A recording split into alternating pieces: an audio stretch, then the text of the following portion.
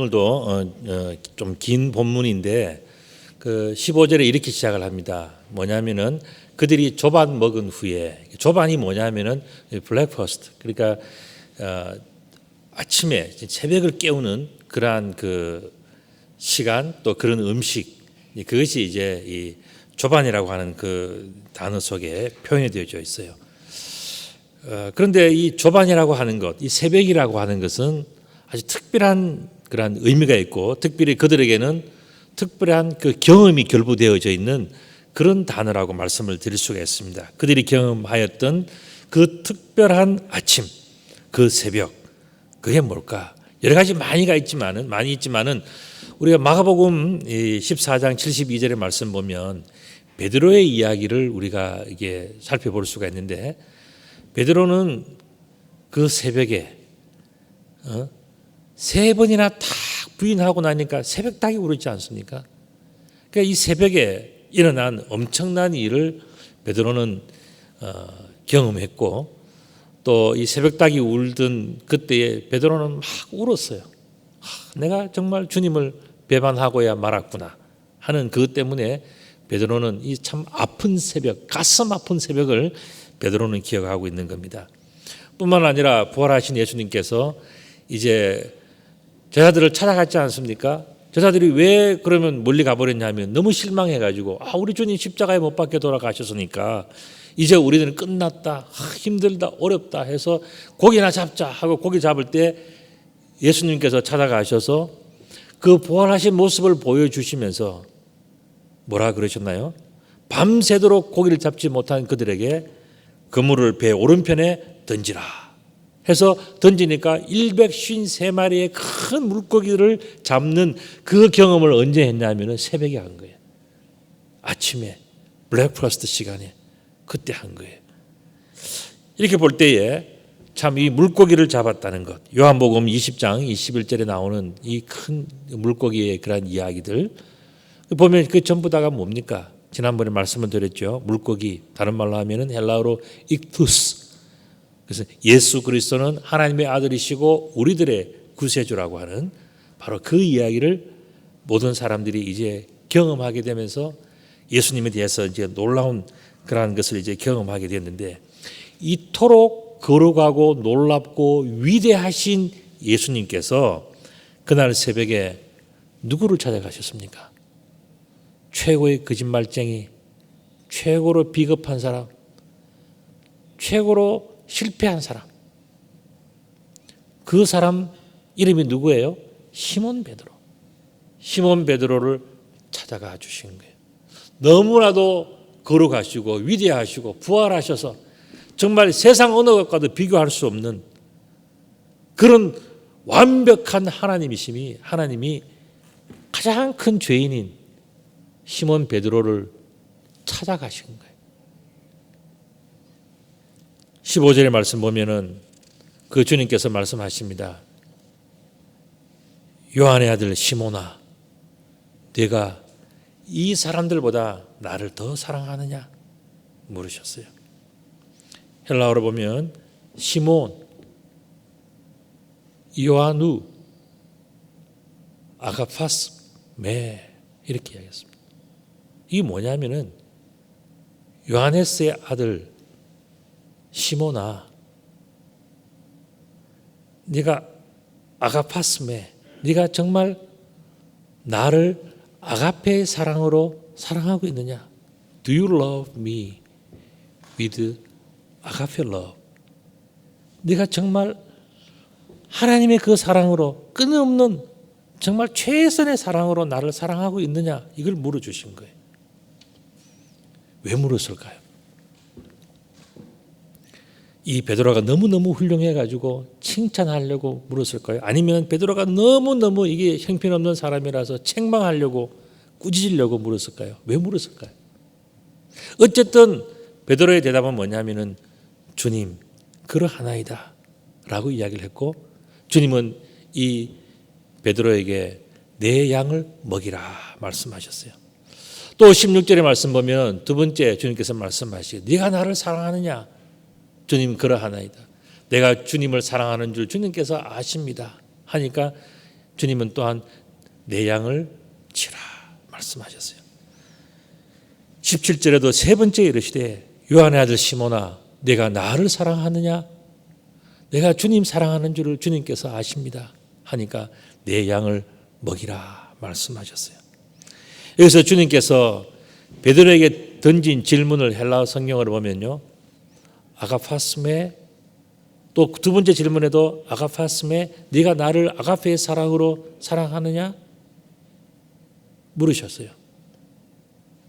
그리고 베드로는 두 번 다 주님께서 나를 사랑하시고 나도 주님 앞에 아가페의 사랑으로 사랑합니다 이렇게 고백해야 되는데, 원문을 보면요, 베드로는 어떻게 하냐면은 주님께서 아가파스메 이렇게 네가 아가페의 사랑으로 나를 사랑하느냐 물었는데, 베드로는 뭐라 하냐면은 나는 필레오의 사랑으로 사랑합니다. 필레오의 사랑은 뭐냐 하면은 친구의 사랑으로 사랑합니다. 나는 정말 주님 앞에 부끄러워서 너무 창피해서 나도 주님을 아가페의 사랑으로 사랑합니다라고 감히 그렇게 나는 이야기 못할 것 같습니다.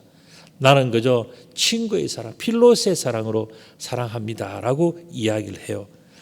그런데 세 번째 주님께서는 뭐라고 그런 사랑에 대해서 자신이 없고 부끄러운 그 베드로에게 주님께서는 뭐라고 물어주시냐 하면은 필레이스메 그렇게 물었어요. 네가 그러면 나를 친구의 사랑으로 사랑하느냐라고 물어주었어요. 이거는 뭐냐면은 예수님 기준이 아니라 베드로에게 맞추어서 베드로의 눈높이에서 이끌어내시는 주님의 질문이에요. 자, 필레이스메 이 뜻은 뭐냐면은 Do you love me like a friend? 네가 정말 나를 친구처럼 사랑하고 있느냐? 친구의 사랑으로 나를 사랑하느냐? 아가페의 사랑으로 못한다면 그럼 친구의 사랑으로는 나를 사랑하느냐? 주님께서 그걸 물으셨단 말이죠. 자, 부활하신 예수님은 거짓말쟁이이고 실패자이고 배신자이고 비겁한 시몬 베드로에게 친히 찾아오셔서 내가 나를 하나님처럼 또 친구처럼 사랑하는 것 같이 나도 여전히 너를 하나님처럼 사랑하고 친구처럼 사랑한다라고 그 대답을 이끌어내시기 위해서 주님께서는 세 번이나 베드로의 눈높이에 맞춰서 질문을 던져주시고 일부러 그 베드로로부터 그 대답을 이끌어내셨단 말이죠. 왜 주님께서는 세 번씩이나 그렇게 하셨을까요? 그거는 여러분들이 잘 아시는 것처럼 베드로는 세 번이나 주님을 부인했지 않습니까? 그 사실을 그 베드로와 함께 있는 제자들이 다 알고 있단 말이죠. 그러니까 주님은 그 베드로를 찾아가서 제자들이 다 보는 앞에서 그들이 조밥 먹을 때에 찾아갔지 않습니까? 다 보고 다 눈이 동그래지는 그때에 베드로에게 네가 나를 아가페의 사랑으로 사랑하느냐? 베드로는 자신이 없어서 나는 필레오의 사랑으로 사랑합니다 라고 이야기했지만은 주님께서는 또 물어주시면서 너 아가페의 사랑으로 나를 사랑하지 않느냐 물어서 겨우겨우 이야기하니까 그 다음에 또 뭐라 이야기합니까? 너는 나의 친구로서 나는 사랑하는 거 맞지? 물어주시면서 베드로에게 가지고 있던 모든 허물과 잘못들을 다 덮어주고 다 감싸주신 거예요. 어떻게 보면은 베드로는 아까 말씀드린 것처럼 정말 비겁하고 도망자고 거짓말쟁이고 참 겉은 번지르한데 속은 다 내세울 것이 없는 그런 사람이잖아요.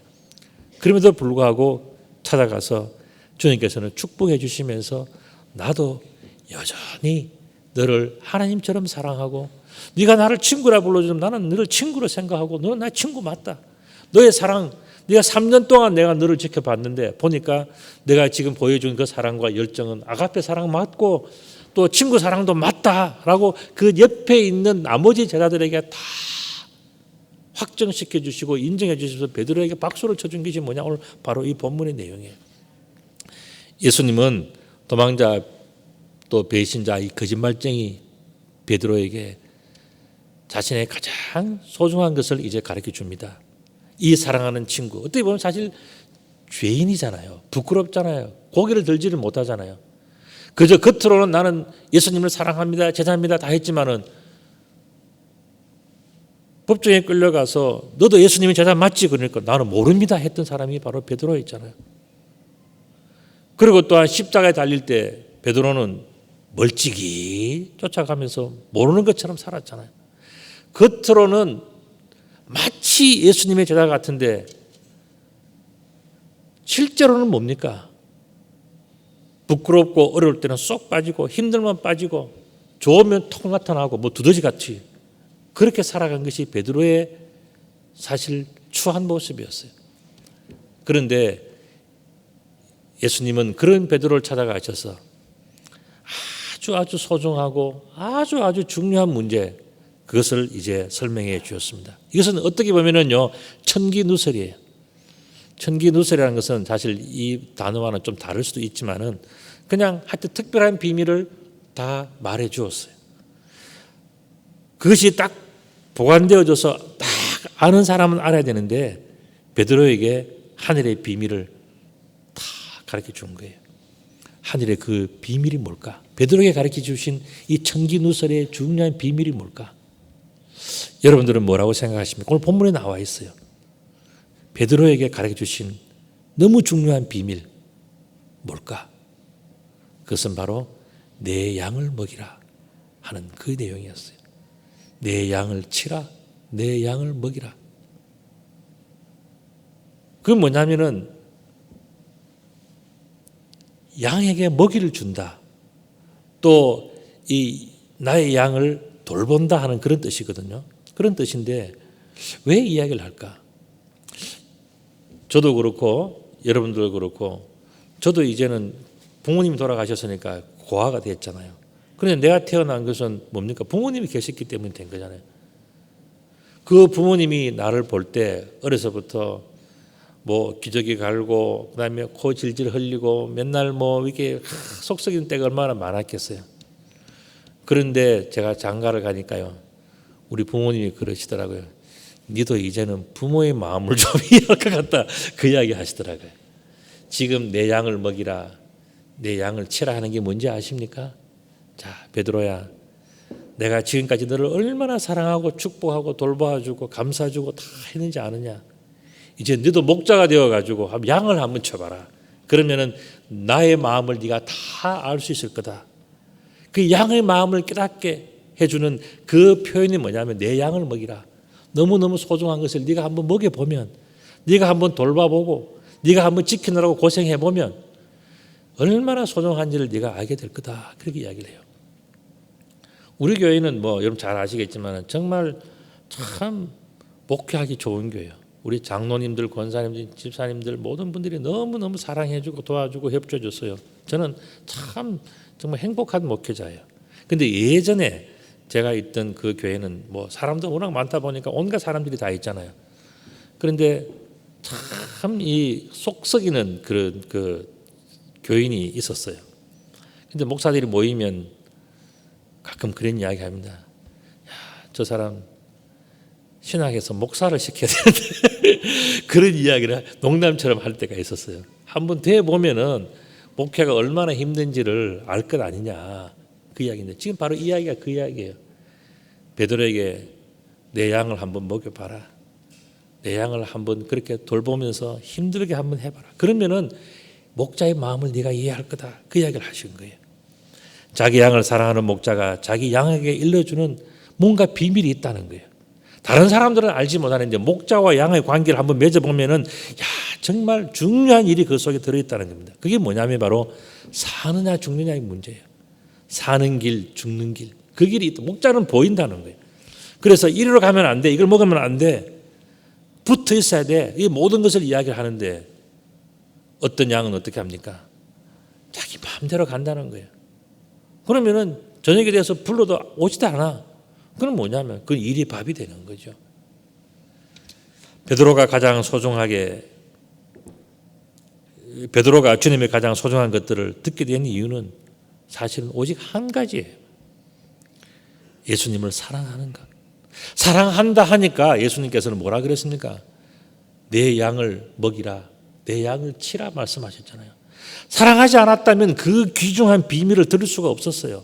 그것을 깨달을 수가 없었어요. 그런데 사랑한다라고 고백하니까 그때부터 따라 나오는 것이 뭐냐면은 목자의 마음을 이해하게 되고 무엇이 생명의 길인지 무엇이 죽음의 길인지를 알게 되는 그런 일들을 다 경험할 수 있게 됐다는 겁니다. 우리는 어떻게 예수님을 사랑할 수 있을까?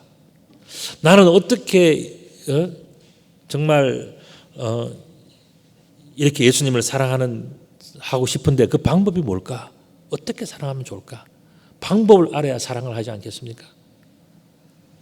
18절에 그 내용이 나와요. 뭐냐면은 내가 진실로 내게 이르노니 내가 젊어서는 스스로 띠띠고 원하는 곳으로 다녔거니와 늙어서는 내 팔을 벌리리니 남이 내게 띠띠우고 원하지 않은 곳으로 데려가리라. 여기 비밀이 있는데 언뜻 읽으면은 이거는 뭐 나이를 이야기하냐? 뭐 젊은 사람, 늙은 사람 이 이야기를 하는 건가? 그게 아니에요.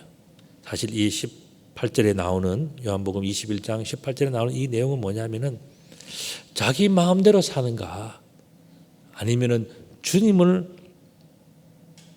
따르는가 그걸 묻는 이야기예요. 양이 목자를 사랑으로 따르면은 살 수밖에 없고 양이 목자를 미워하고 따르지 않으면 그거는 시간이 지나면서 죽을 수밖에 없는 바로 그 문제를 이 요한복음 마지막에 결론으로 이야기를 해준 거예요. 이것이 바로 천국의 비밀입니다. 따름이 없는 믿음, 또 그에 반해서 따르는 믿음, 그게 결국 사랑이 좌우를 한다는 겁니다. 여러분들 사랑을 하게 되면요 따지지 않아요. 진정한 사랑은 따지지 않습니다. 어설픈 사랑은 따지는 게 많아요. 뭐 네 이거 해줬냐 안 해줬냐, 이거 하면 해주고 저거 하면 안 해주고, 이게 어설픈 사랑이죠. 그거는 어떤 욕심이 들어있는 사랑, 완벽하지 않은 사랑이에요. 근데 정말 사랑한다는 것은 뭡니까? 묻지도 않고 따지지도 않고 그냥 따라가는 거예요. 그게 사랑이에요. 지금 예수님께서 목자로서 양을 사랑한다고 하는 것은 바로 그 문제를 얘기해요. 양들이 목자를 따른다는 것은 사랑하기 때문에 따르는 것이고 사랑하는 마음이 있으면 자연적으로 따라갈 수가 있다는 거예요. 근데 사랑하지 않으면은 발걸음도 안 옮겨지고 생각도 안 옮겨 몸도 안 따라지고요. 하면서 계속 따라오면서 불평하고 원망하고 그래 한다는 거예요. 그래서 정말 우리가 제대로 된 길을 걸어가려면 어떻게 되느냐?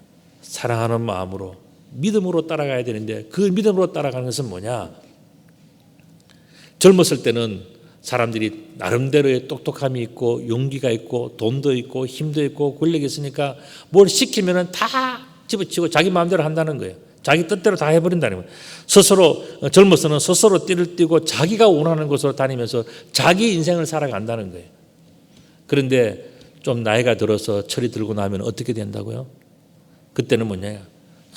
팔을 벌리고 성령께서 나를 인도하시는 대로, 말씀이 내 인도하는 대로, 하나님께서 인도하시는 대로 나의 인생을 다 맡길 수 있는 것이 뭐냐? 그게 좀 철이 들고 나이가 들면 그렇게 되어진다는 거예요.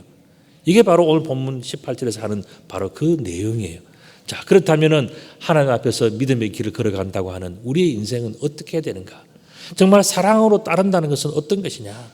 마치 우리가 태평양 바다 속에 우리가 사고가 나서 비행기가 터지고 배가 고장이 나서 떨어졌는데 살긴 살아야 되지 않겠습니까? 그런데 어떤 사람은 거기서 살겠다고 헤엄쳐서 살겠다는 사람은 얼마 안 가서 금방 죽는 거예요. 지쳐서. 그리고 반면에 정말 내가 큰일 났구나, 내가 죽을 수밖에 없구나 하는 그런 위태로운 순간이 되었을 때에 정말 살아야 되겠다는 사람은 어떤 자세를 취합니까? 여러분도 수영해봐서 아시겠지만은 하늘을 보고 들어 누워서 팔을 벌리고 천천히 내 생명을 바다에 맡기고 하늘에 맡기는 거예요. 그래서 그 누군가가 나를 보고 구원해 줄 때까지 기도하는 마음으로 기다리는 거예요. 그런 사람이 사는 거예요. 그런 사람이 마지막에 구원을 받는 거예요. 지금 여기서 예수님께서 베드로가 이야기할 수 없는 그 이야기를 남겨주셨지 않습니까? 그 이야기는 뭡니까?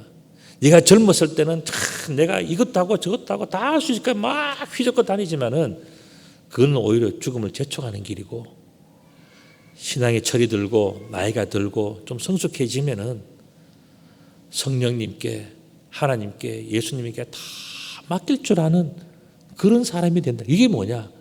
주님을 따르는 모습이고, 주님을 사랑하는 모습이고, 주님께 모든 것을 맡기는 그런 모습인 것을 이야기를 해주고 있는 것입니다. 그렇기 때문에 따름이 있는 믿음과 따름이 없는 믿음, 이것이 차이라는 거예요. 또 다른 말로 한다면 철없는 믿음과 철든 믿음, 바로 그걸 이야기하는 겁니다. 자, 이렇게 볼 때 우리들의 믿음은 어떻습니까? 우리들은 믿음은 가지고 있어요. 그런데 조금만 어려우면 어떻게 합니까? 자기 힘으로 다 해보고 안 되면 전부 다 샤라샤라 다 해가지고 그냥 일을 다 망쳐버릴 수가 있어요. 어려울수록, 힘들수록, 절망적일수록 어떻게 되느냐? 나의 인생을 하나님 앞에 맡기고 주님께 맡길 수 있는 그 믿음이 뭐냐? 철 있는 믿음, 성숙한 믿음, 온전한 믿음이라는 겁니다. 인생의 산전수전을 다 겪으면서 믿음의 철이 들면은 자기가 원하는 것을 주장하기보다는 이제는 주님께서 원하시는 것을 하게 돼요. 주님은 바로 베드로에게 그것을 가르쳐 주셨고 베드로에게 그것을 보여주신 거예요. 베드로는요, 자기의 인생대로 예전에는 어떻게 했습니까? 자기의 계획대로 뭐 이렇고 저렇고 뭐 판단하는 게 많고 똑똑한 게 많고 뭐 대단한 게 많은데 결국은 어떻게 되었습니까? 다 무너졌잖아요. 그런데 베드로에게 주님께서는 뭐라고 말씀하시나요? 인생은 그렇게 사는 게 아니고 신앙생활은 그렇게 하는 게 아니고 어떻게 하는 거라고요? 사랑하는 마음을 품고 그냥 믿음으로 따라가면 된다. 주님께서 인도하시는 그 길을 따라가면 주께서 하실 것이지 네가 하는 게 아니다. 주님 그 말씀을 해 주신 거예요. 그래서 자기가 원하는 것보다는 주님이 원하신 것을 해야 된다. 그렇게 말씀하시면서 자기가 원하지 않더라도 예수님을 따르는 믿음이 결국 뭐냐? 하나님께 영광을 돌리는 그러한 믿음인 것을 말씀해 주셨어요. 19절의 말씀 보면 이 말씀을 하시면 하나님께 영광을 돌릴 것을 가르치심이라 말씀하셨어요. 그리고 말씀하시기를 베드로에게 이르되 나를 따르라. 나를 따르는 것이 바로 가장 지혜로운 것이고 가장 용기 있는 것이고 가장 성공적인 삶은 주님을 따르는, 주님께 맡기는 것. 거기에서부터 모든 것이 시작이 된다 말씀하셨어요. 20절의 말씀 보면은 베드로가 돌이켜서 예수께서 사랑하시는 그 제자 따르는 것을 보니까 주님을 파는 자가 누구일까? 그렇게 묻기도 합니다. 이렇게 물었단 말이죠.